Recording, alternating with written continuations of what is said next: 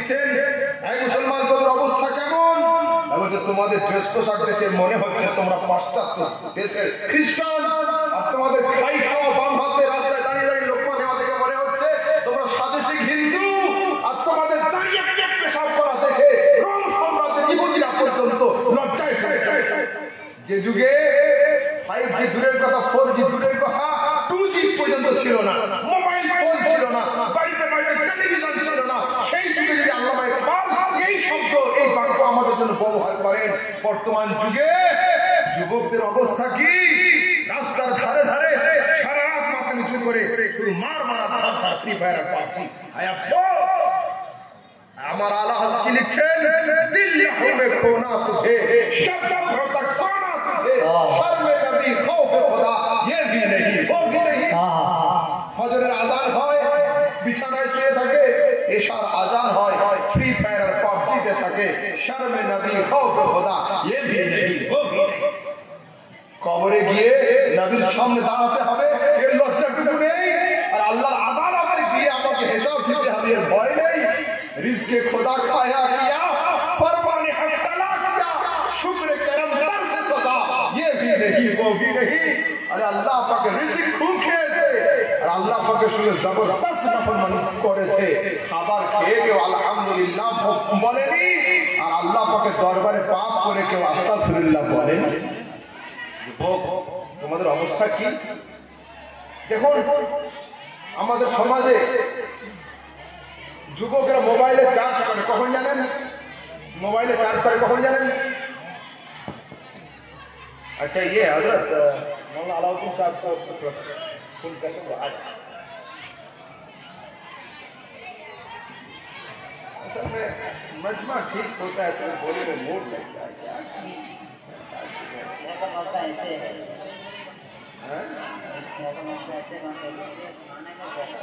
এখানে কমিটি যারা আছে না তারা একটু চেঞ্জ করুন। মেন কথা দেখুন, আমরা যদি বিল্ডিং এর ফাউন্ডেশন যদি মজবুত না রাখতে পারি কি করে হবে? উরুস কাকে বলে, মাজার কাকে বলে, ওলি কাকে বলে, যদি এইগুলো না জানতে পারি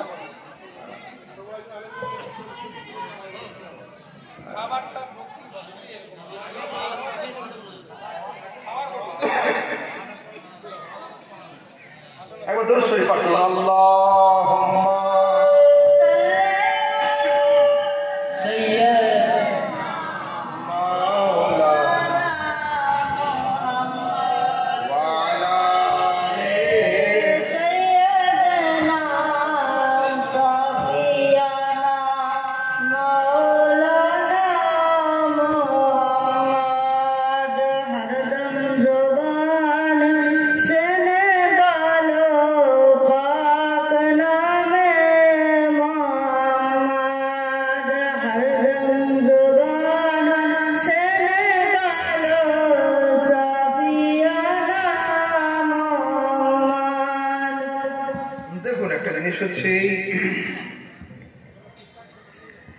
আমাদের সমাজের যুবকরা মোবাইল ফোন চার্জ করে কখন বলুন তো? যখন বাবা মায়ের সঙ্গে রাতে ডিনার করতে বসে তখন এরা মোবাইলে চার্জ করতে লাগে। কেন? খাওয়া দাওয়ার পরে উনি এসে মোবাইলটাকে ধরে দেয়। সারা রাত একটা যুবক, একটা মানুষ যেই হোক না কেন, রেস্ট নেওয়ার পরে সকালে যখন বিছানা থেকে ওঠে তখন চেহারাগুলো ফুটফুটে ফুটে ফল ফল ফল চকচকে। আমার সমাজের আমার ভাই বোন গুলো, যুবক যুবতী গুলো যখন সকালে ঘুম থেকে উঠে আসে, চেহারাতে কোনো নূর থাকে না, চেহারাতে ঝকমকে কোনো ভাব থাকে না। কেন? এই জন্যই সারা রাত ওর দেহ তো ঘরে ছিল, বাট ও ঘরে ছিল। হয় ফেসবুক, নয় মেসেঞ্জার কলিং, নয় হোয়াটসঅ্যাপ চ্যাটিং, নয় কিছু নয় কিছু। পিতা মাতাদের অবশ্যই প্রয়োজন, পিতা মাতাদের দরকার যে প্রত্যেক দিন রাত 10টা বা 11টার পর থেকে ছেলে মেয়ের হাত থেকে মোবাইল গুলো নিয়ে লক আপ করে দিয়ে ঘুমাতে যাও, যে বাবা তোমরা শুয়ে পড়ো, আমরা শুয়ে পড়ি। সকালে ফজরের সময় যে ঘুম থেকে আগে উঠবে ও মোবাইলটা আগে পাবে, দেখবেন মসজিদে লোক ভরে যাবে, যুবকরা মসজিদ আসা শুরু করবে। আমার সমাজে আপনারা দেখুন একবার কত মাস থেকে সূর্য উদয় দেখেন হিসাব নেই। না না না, বাবা চাচারা যখন মার্কেট থেকে সবজি মাংস মাছ নিয়ে মা অর্ধেকটা রান্না কমপ্লিট করে ফেলে, সেই সময় 10:30 11টার সময় আমাদের ভাই রাত করতে করতে রুমের দরজা খুলে বের হয়। তো যারা সূর্য উদয় 6 মাস দেখে, 6 মাসে যারা সূর্য উদয় দেখে, তারা নিজেরা নিজেদের লাইফ কি করে সাকসেস করবে? আপনি কি করে ভাবতে পারেন? ইহুদি সম্প্রদায় সাকসেস সেদিন হয়েছে যেদিন তারা আমাদের হাতে ফ্রিতে ইন্টারনেট এবং আমাদের হাতে সেলফোন তুলে পেরেছে। ঠিক আছে, দেখুন ওলি আউলিয়ার দরবারে কিছু নোংরা টাইপের লোক যায়, ভালো করে বুঝবেন। রাস্তায় আপনি হাঁটছেন, আলহামদুলিল্লাহ আমার ব্যালেন্স বরাবর থাকে, আমি এক পক্ষের কোন সময় বলবো না। আগে আমি নিজেদের দোষটা ধরলাম যে আমাদের যেগুলো ভুল হয় সেটা ভুল কাজ। পানি পিও ছান কে পীর পকড়ো পহচান, এটা আমাদের উপরে ঠিক। এবার যারা আমাদের মাজার ভাঙার ওলিদের কাছে যাওয়া মানা করছে তাদের জন্য রাস্তায় আপনি চলছেন, যদি একটা 10 টাকা লরি চাকা থেকে 1 ফোঁটা গোবর ছিটকে নাকে পড়ে, কি করবেন? নাকটা অপারেশন করবেন না ধুয়ে ফেলবেন? নিশ্চয়ই ধুয়ে ফেলতে হবে, অপারেশন। আপনি বসে আছেন, একটা মশা এসে নাকে বসলো, কি করবেন? উড়িয়ে দিবেন না পুলিশকে ডেকে গুলি করতে বলবেন?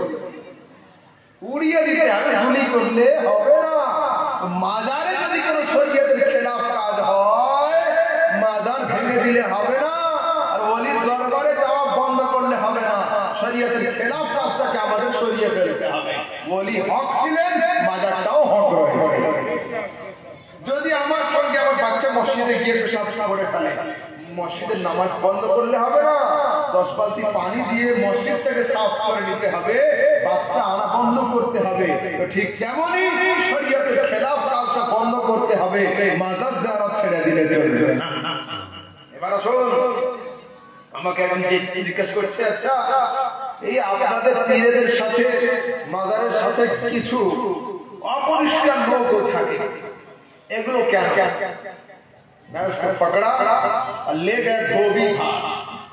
ধোবা ছিলেন, ধোবা কি করে? কাপড়। ধোবির বাড়ি নিয়ে গিয়ে ওকে দেখাচ্ছি, ভালো করে দেখো তো কি আছে এখানে। তা বলছে হযরত গন্দে কাপড়ে পড়ে, এদিকে নোংরা কাপড়, ওদিকে নোংরা, ওদিকে নোংরা, এদিকে নোংরা। আমি বলছি কেউ? বলছে ধোবির বাড়িতে নোংরা কাপড় এই জন্য দেওয়া হয় যে ধোবির ধোলাই খেয়ে কাপড়গুলো পরিষ্কার হয়ে মালিকের বাড়ি চলে যাবে। ওলিদের সঙ্গে মাঝে মধ্যে কিছু নোংরা লোক দেখে খবরটা মেন্টালিটিতে নোংরা ভাব নিয়ে আসবে না। আরে ওলিদের কাছে গিয়ে লা ইলাহা ইল্লাল্লাহর মারতে কাউকে সাফ করে মায়ের ওয়াফাদার হয়ে বাড়িতে পৌঁছে যাবে। ঠিক আছে, এই জন্য খবরদার ওলিদের সম্পর্কে জুবান কন্ট্রোল, ওলিদের সম্পর্কে নয়। কিন্তু আজকে এই টপিকে যাবো না, এটা অনেক লম্বা চড়া টপিক। আমি ওই দিকে একটা টপিক ছেড়ে এসেছিলাম, রাসূল মানুষ কিন্তু আমাদের মতো মানুষ। একটা পয়েন্ট ওখানে ছেড়েছিলাম, আসুন ওইখান থেকে দেখুন। তাহলে যুক্তি আমার যুবক ভাই জেনারেশন এডুকেটেড ভাই, তাদের যুক্তি আছে। কি যুক্তি? যে আমরা যেমন মায়ের পেট দিয়ে দুনিয়াতে এসেছি, আমার রাসূলও ঠিক তেমন মায়ের পেট দিয়ে দুনিয়াতে এসেছিলেন। তো আশা একরকম। মালাকুল মউত যেমন আমাদের বাড়িতে আসবে জান কবজ করতে, তেমন নবীর বাড়িতেও গিয়েছিল। তো যাওয়া একরকম। তো যার আশা এক হয়, যাওয়া এক হয়, তিনি আমাদের মতো হবেন না কেন? ভালো করে শুনে নেন। আমি এখানে দুটো লজিক দিয়ে দুটো যুক্তিকেই খণ্ডন করছি। এখানে কাছাকাছি স্টেশন কোথায় আছে? শিউড়ি আছে না? স্টেশন শিউড়ি প্ল্যাটফর্মে দাঁড়িয়ে অনেক সময় আপনি কলকাতা যাওয়ার জন্য টিকিট কাটে, সিট পাবেন না পাচ্ছেন কি কনফার্ম না? অনেক সময় সিট হয়, অনেক সময় সিট হয়। 8 ঘন্টা দাঁড়িয়ে থাকলাম, কেউ নামলো, তারপরে সিটটা ধরে। আমি লাইন দিয়ে টিকিট কাটলাম, সিট পেলাম না, দুইজন লোক বিনা টিকিটে ট্রেনে উঠছে, সিট তাদের জন্য অপেক্ষা করছে। কে বলবো?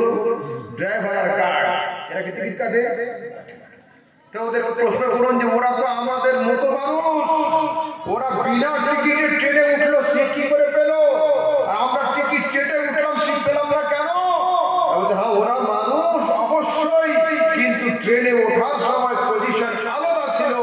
আমরা ট্রেনে উঠেছি অ্যাজ এ প্যাসেঞ্জার, ওরা ট্রেনে উঠেছে অ্যাজ এ ড্রাইভার। আর একটু ক্লিয়ার করছি, একদিন পানির জাহাজে আমি সফর করছি, তো আমরা টিকিট কেটে জাহাজের নিচু তলাতে সিট বাই সিট বসে গিয়েছি।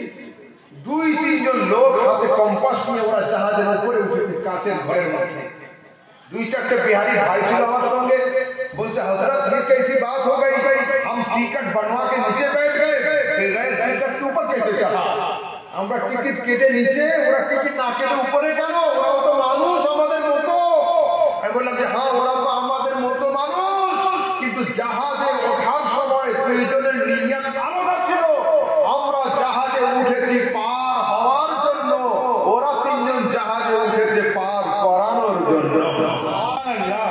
তো এই সারা দুনিয়া হলো একটা সমুদ্র, সমগ্র পৃথিবী হলো একটা সমুদ্র। ইসলাম হলো জাহাজ, ইসলামের জাহাজে আমরা উঠেছি, ইসলামের জাহাজে আমার নবীর আগমন হয়েছে। পার্থক্য হলো এই, আমরা জান্নাত যাওয়ার জন্য, নবী জান্নাতে নিয়ে যাওয়ার জন্য।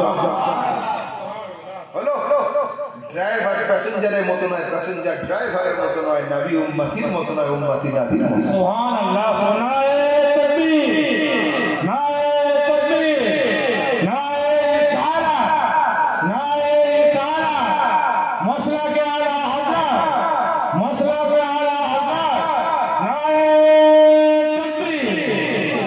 এবার শুনুন, ড্রাইভার প্যাসেঞ্জার শব্দ যেটা বললাম, আলহামদুলিল্লাহ, মঞ্চে কোনো সময় উইদাউট হাদিস আমি কোনো কথা বলতে চাই না, বলি না, যতটা নিজের সাধ্য হয়। ফের হাদিস বাসকে চালায় মানুষ, অন্য কেউ আমাদের মতো সুস্থ সবল একজন। তো আমরা শিউড়ি থেকে বাসে উঠলাম দুর্গাপুর যাওয়ার জন্য। বাসে ওঠার পরে আমাদের চোখ বন্ধ হয় না, হয় না? 10 মিনিটের জন্য, 5 মিনিটের জন্য চোখ বন্ধ হয়।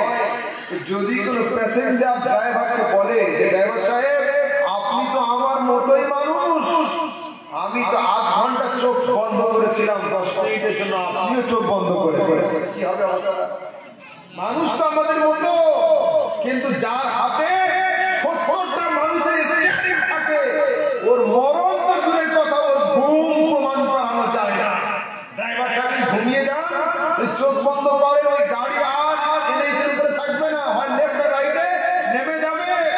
যার হাতে 70টা মানুষের স্টিয়ারিং, তার ঘুম যদি না প্রমাণ করানো যায়, আমার নবীর হাতে 70 নয়, 700 নয়, 7000 নয়, 7 লক্ষ নয়, সারা কায়নাতের স্টিয়ারিং রয়েছে, তাকে তোমরা মুর্দা প্রমাণ করতে চাইছো? জান্নাত যাওয়ার ইচ্ছা, জাহান্নাম যাওয়ার যন্ত্রণা কোনটা? কিন্তু হাদিস হলো এই, আমার রাসূল বিছানা থেকে উঠে ওযু না করে মুসাল্লায় গিয়ে দাঁড়িয়ে আল্লাহু আকবার, আল্লাহ পাকের প্রাইম মিনিস্টারের সামনে, কারণ জবান খোলার ক্ষমতা হয়নি। নামাজের শেষে সাহাবায়ে জিজ্ঞেস করতে, হুজুর আজকে আমাদের চোখ মনে হচ্ছে দেখলো আপনি ওযু না করে মুসাল্লায় গেলেন। রাসূল বলেন, শোনো, ইন্না আইনাইয়া তারামানি ওয়ালা ইয়ানামু কলবি, আরে আমার চক্ষু দুটো বন্ধ হয়, অন্তর সবসময় জাগ্রত থাকে, আমার দিল সবসময় জাগ্রত থাকে, কোনো সময় যেন ঘুমায় না। আচ্ছা, কি দেখালাম? আশা আশা এক নয়, লজিককে বুঝে দিলাম।